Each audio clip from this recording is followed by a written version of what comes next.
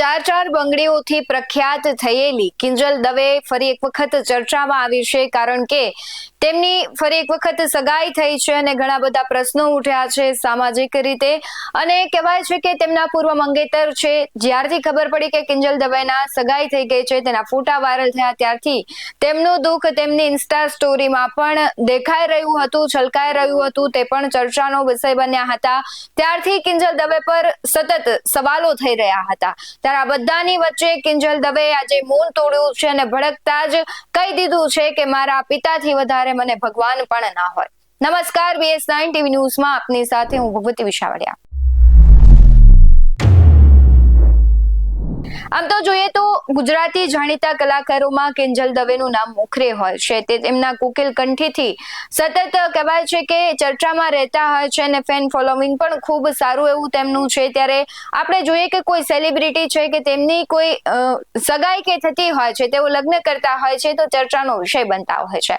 એટલે આપને ખબર છે કે કિંજલ દવેની પહેલા તેમના જ સમાજમાં અને તેમના જ જ્ઞાતિના દીકરા સાથે સગાઈ થઈ હતી, પરંતુ ત્યાં કંઈક એવો વિવાદ થયો, પ્રોબ્લેમ આવ્યો ને સગાઈ તૂટી ગઈ. ફરી એક વખત તેમણે સગાઈ કરી 6 ડિસેમ્બરે.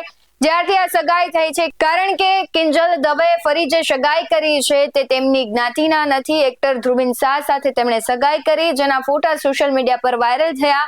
જે બાદ કાંકરેજના સિહોરી ખાતે જે બ્રાહ્મણ સમાજ છે તેમની બેઠક યોજાઈ હતી, જેમાં ખૂબ મોટો નિર્ણય લેવામાં આવ્યો ને એ નિર્ણય એવો હતો કે સિંગર કિંજલ દવે છે તેના પરિવારનો સામાજિક બહિષ્કાર કરવામાં આવે, કારણ કે તેમણે પોતાના સમાજ વિરુદ્ધ અને અન્ય જ્ઞાતિના જે દીકરા સાથે સગાઈ કરવાનું નક્કી કરવું છે. ત્યારબાદથી કિંજલ દવે સતત ચર્ચામાં રહેતા હતા, વિવાદમાં હતા.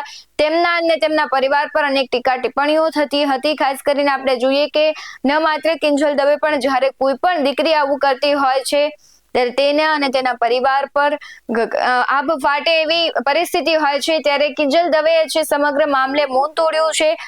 શું કહી રહ્યા છે કિંજલ દવે, તેના પર નજર કરીએ. જય માતાજી, હર મહાદેવ મિત્રો. મારા જીવનના એક નવા પડાવની શરૂઆત કરી રહી છું, ત્યારે જેટલા પણ લોકોએ મને શુભેચ્છાઓ આપી, મને પ્રેમ અને આશીર્વાદ આપ્યો હોય, દરેકનો હું દિલથી આભાર માનું છું. રહી વાત કે મારા સગપણને લઈને છેલ્લા ઘણા સમયથી મીડિયામાં અનેક તર્ક વિતર્ક, અનેક ચર્ચાઓ ચાલી રહી છે, જેને લઈને હું અત્યાર સુધી મૌન હતી, કારણ કે વાત મારા સુધી સીમિત હતી. પણ વાત જ્યારે હવે મારા પરિવાર પર છે, મારા પિતા પર છે, ત્યારે એક દીકરી તરીકે હવે મારાથી સહન નથી થતું અને મને લાગ્યું કે હવે આજે મારે બોલવું પડશે. એક બ્રહ્મકન્યા હોવાનું, એક બ્રહ્મ દીકરી હોવાનું મને એટલું ગૌરવ છે કે જેને હું કદાચ શબ્દોમાં નહીં વર્ણવી શકું.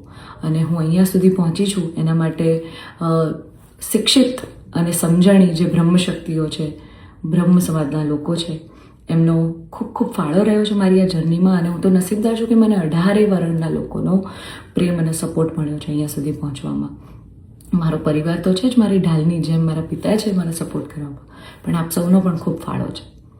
પરંતુ કહેવાતા સભ્ય અને મોડર્ન સમાજમાં જ્યારે અમુક 2-4 અસામાજિક તત્વો છે, જે લોકો અત્યારે પણ દીકરીઓ માટેના રૂલ્સ અને રેગ્યુલેશન નક્કી કરશે કે દીકરીઓનું લિમિટ ક્યાં સુધી હોવી જોઈએ, દીકરીઓને ફ્લાય કરવા માટે પાંખો મળી છે, એને વીંજવાની અને એને કાપવાની વાતો છે. આ બધી દીકરીઓ અત્યારે તેજસ જેવી પ્લેનો ઉડાઈ રહી છે, યુદ્ધ કરી રહી છે, રણ મેદાનમાં છે, સંસદમાં છે, વિજ્ઞાન અને ટેકનોલોજીમાં છે. હમણાં ઓપરેશન સિંદૂર જે થયું એમાં 2 દીકરીઓએ લીડ લઈને આપણને પૂરા દેશને ગૌરવ અપાવ્યું હતું. ત્યારે શું 2-4 આવા અસામાજિક તત્વો નક્કી કરશે કે એક દીકરીનો લાઈફ પાર્ટનર ચૂઝ કરવાનો શું એને હક નથી? હું બહુ નસીબદાર છું કે મને એવો પરિવારને એવા પિતા મળ્યા છે જે મારી ખુશીમાં ખુશ થાય છે અને મારા નિર્ણયને જે મેં હરખે વધાવી લીધો છે. કારણ કે ઓફકોર્સ હું એક એવા પરિવારમાં જઈ રહી છું કે જે આખો ભક્તિમય પરિવાર છે.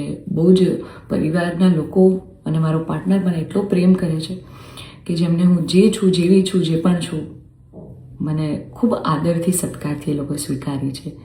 રાત દિવસ જ્યાં ગાયત્રી મંત્ર, નવકાર મંત્રના જાપ થાય છે, આવા પરિવારમાં હું જઈ રહી છું. મને ખૂબ જ ગૌરવ છે. એટલે હું તમામ બ્રહ્મ શક્તિઓ, સમજણી અને શિક્ષિત જે લોકો છે, બાકીના લોકોના મગજમાં નહીં ઉતરે કદાચ આવા, પણ જે લોકો શિક્ષિત છે, સમજુ છે, એ લોકોને હું નમ્ર વિનંતી કરું છું કે આવા 2-4 જે અસામાજિક તત્વો છે ને, કે જે દીકરીઓની પાંખોને કાપવાની વાતો કરી રહ્યા છે, પ્લીઝ એને સમાજમાંથી દૂર કરો, નકર આપણો સમાજ ક્યાંયનો નહીં રહે. તમે દીકરીઓનું સારું જ કરવા માંગતા હોય ને તો દીકરીઓના શિક્ષણ માટે વાત કરો. નાની નાની દીકરીઓ પર જે બળાત્કાર થઈ રહ્યા છે એના માટે વાત કરો. દીકરીઓની પ્રતિભાને આગળ લાવવાની વાત કરો. ચલો, આ બધી પ્રતિભાને બધું તો મોડર્ન વસ્તુ થઈ ગઈ. હજી જૂના 18મી 17મી સદીના કુરિવાજો આપણા સમાજમાં ચાલ્યા આવે છે. હજી કેટલા બાળ લગ્ન થાય છે આપણને બધાને ખબર છે. સાટા પ્રથા ચાલુ છે, જેની પીડિત હું પણ છું, તમને બધાને ખબર છે. દીકરીઓના પૈસા લેવામાં આવે છે. અલા, દીકરીઓને તમે ઘૂંઘટામાં રાખો છો અને તમે એમ કહો છો કે અમે દીકરીઓનું સારું કહેવા માંગીએ છીએ. એક બાજુ દીકરીઓ તેજસ જેવી ફ્લાઇટો ઉડાઈ રહી છે, આર્મીમાં છે, નેવીમાં છે, અને એક બાજુ દીકરીઓ ઘૂંઘટામાં છે. એના પરથી જ ખબર પડી જાય છે કે ક્યાં કેટલો વિકાસ છે. હું દરેક બ્રહ્મ શક્તિઓને, બ્રહ્મ આગેવાનોને નિવેદન કરું છું, આજીજી કરું છું કે આવા અસામાજિક તત્વોને સમાજમાંથી હટાવો. જેટલા પણ લોકો હવે મારા પરિવાર વિરુદ્ધ કંઈ પણ પોસ્ટિંગ કરશે, કમેન્ટ કરશે, એમના વિરુદ્ધ હું કાયદેસરના પગલાં લઈશ. કારણ કે એક દીકરી તરીકે, બ્રહ્મકન્યા તરીકે, જ્ઞાતિના નીતિ નિયમો પ્રમાણે જ્યારે હું ચાલતી હતી ત્યારે નાતના જ કોઈક લોકોએ મારા પરિવાર પર ચીટ કર્યું, અમને અંધારામાં રાખ્યા. એક દીકરી એક સગપણમાં હોય અને તો પણ બીજી સમાજમાં ક્યાંક લગ્ન કરી લે, તમને 2-2 વર્ષ સુધી છુપાવે, તમને ક્યાંય નહીં. તો જ્યારે આ આફત આવી ત્યારે મેં નક્કી કર્યું કે ભાઈ હું આ રિલેશનમાં નહીં રહું. મેં મારા પરિવાર માટે સ્ટેન્ડ લીધું. અને કોઈ છોકરાને શું, જ્યારે પરિવાર માટે અને મારા પિતા પર જ્યારે વાત આવશે ને ત્યારે હું ભગવાનને પણ છોડવાની તાકાત ધરાવું છું. એ દીકરી છું હું, બરાબર છે? એટલે આપ સૌને નમ્ર વિનંતી છે કે જેમ દેશની દરેક દીકરીઓ પોતાના જીવનની શરૂઆત કરે છે, એમ મેં પણ એક શરૂઆત કરી છે. આને પહેલાં તો કોઈ વિશેષ મોટો મુદ્દો બનાવવાની જરૂર નથી. અને આવા જે અસામાજિક તત્વો છે કે આમ કરશું, નાત બાર કરશું, અરે ભાઈ, તમને 5,000માં કોઈ પગાર પર નોકરી રાખવા તૈયાર નથી. તમે તમારા ઘરનું અને તમારું સંભાળો પહેલાં તો.